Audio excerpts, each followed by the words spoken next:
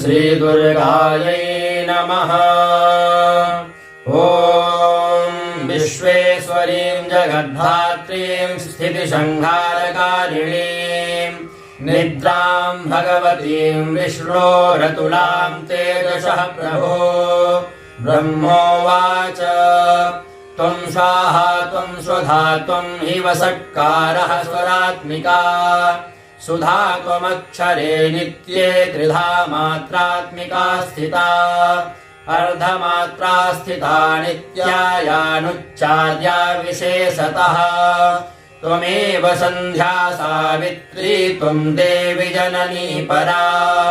त्वयैतद्धार्यते विश्वं त्वयैतत्सृज्यते जगत् त्वयैतत्पाल्यते देवि त्वमत्स्यन्ते च सर्वदा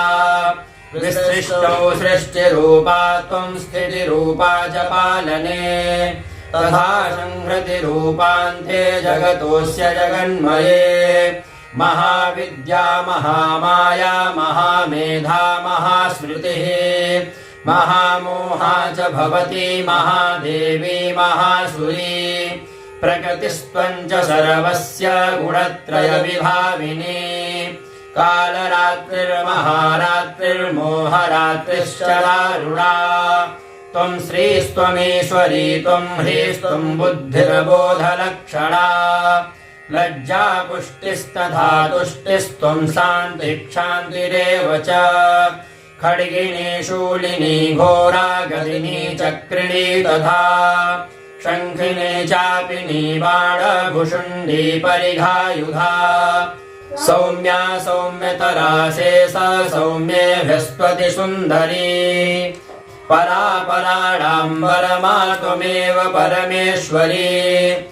यच्च किञ्चित् क्वचिद्वस्तु सदसद्वाखिलात्मिके तस्य सर्वस्य या शक्तिः सा त्वं किं स्तूयसे तदा यया त्वया जगत्सृष्टा जगत्पात्यत्तियो जगत् सोऽपि निद्रावशं नीतः कस्त्वां स्तोतुमिहेश्वरः विष्णुः शरीरग्रहणमहमीशान एव च कारितास्ते यतो तस्त्वां कः स्तोतुं शक्तिमान् भवेत् सा त्वमित्थं प्रभावैः स्वैर्दारैर्देवि संस्तुता मोहयैतो दुराधर्षा वसुरौ मधुकैटभौ